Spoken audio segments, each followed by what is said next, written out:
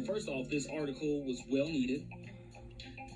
Secondly, this article was well written by the beautiful Mrs. James herself over there at the Register-Herald, making sure that we are getting some of these racial disparities and discrimination stories publicized in a very academic, professional manner. And so we do appreciate Mrs. James for her work. My name's Siri. You're Sydney, but you asked me to call you Big Black Nigger.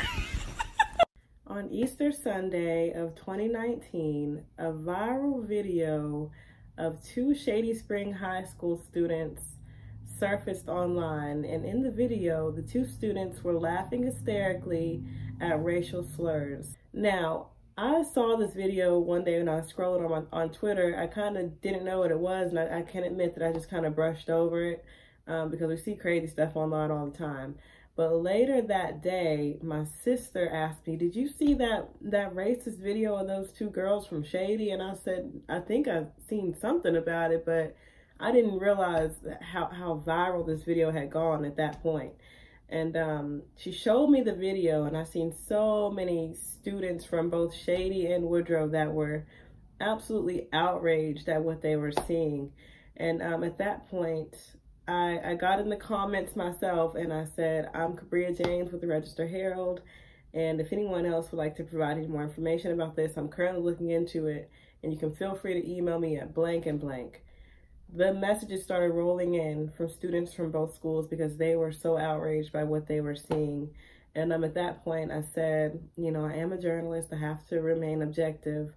But at the same time, it is my job to amplify the voices of those in my community.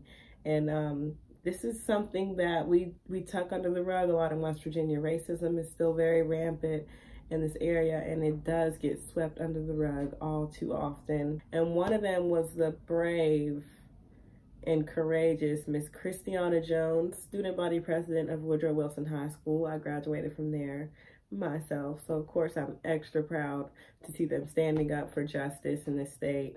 And she was completely content with being the only source in the initial story that came out about this racist video, and for that I will always admire her because she really put herself out there for backlash and was open to the consequences. She was open to whatever came behind that, and I will always admire her for that. So from that point, the initial story came out, and you know, some buzz started getting around this video, and I did have Christiana's mom contact me. I didn't know it was her mom that was trying to contact me at first, but we spoke on the phone, and it was just like, we instantly hit it off. She said, we both were like, we've been looking for someone like each other all this time. I asked her, would you like to meet me at the Board of Education the next day, and we can see if we can get somebody to at least release a statement condemning racism in our state. When I first arrived at the Board of Education, she had brought her friend, Miss Rachel Miller, who is absolutely amazing. Both of these women are veterans. They do not play, and they're very, very headstrong.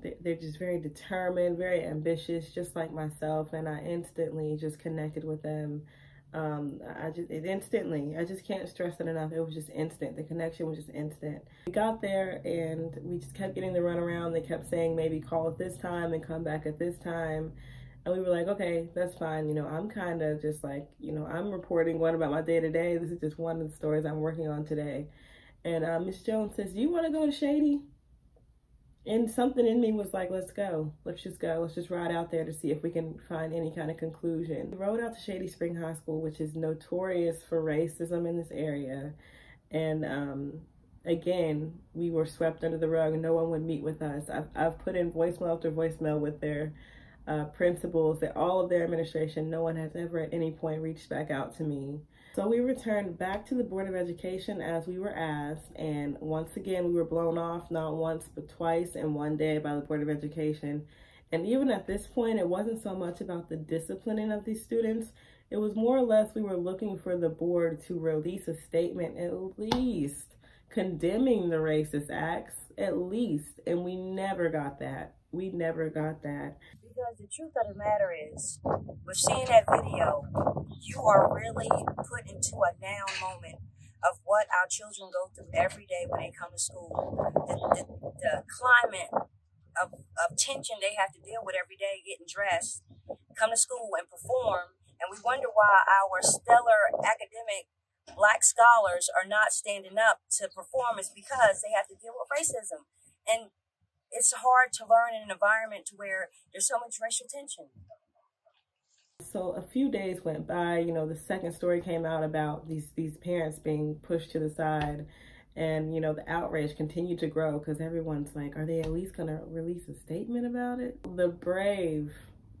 The ever so brave Miss Harley Thompson, who is the vice president of Shady Spring High School, where these students attend school, created a petition calling for the board to discipline these students or at least acknowledge it. And that's the exact words of the petition.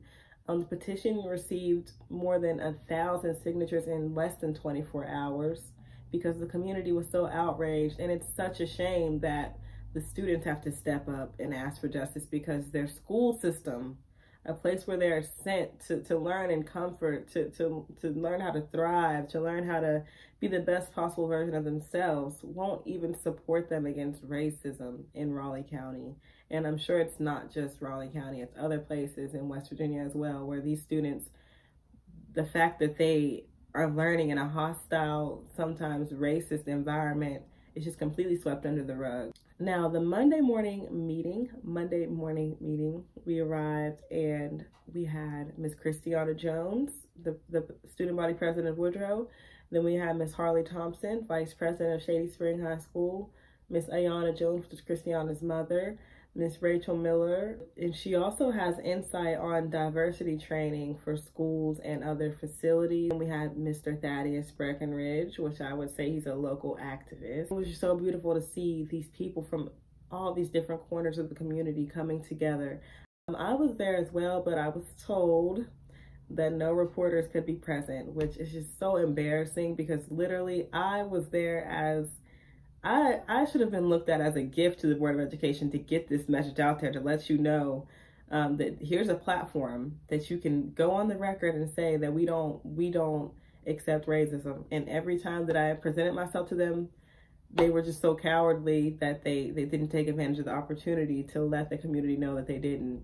And it's so sad and it's so embarrassing. It's so embarrassing to know that grown adults ran from the chance to clear this whole thing up because they didn't know what to say. It's very embarrassing on the board's part, very embarrassing to Raleigh County, very embarrassing to West Virginia in general. So they went in and, you know, I thought maybe the meeting might last 30 minutes, but I'm sitting out of my car, tick tock, wondering what is going on in there. What are they talking about? What is being said?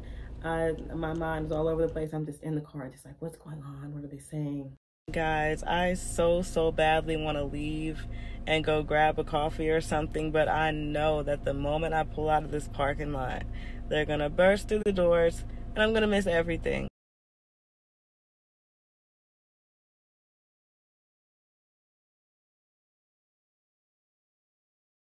So everyone came out and I was like, let me get out my car, run. I ran up to them.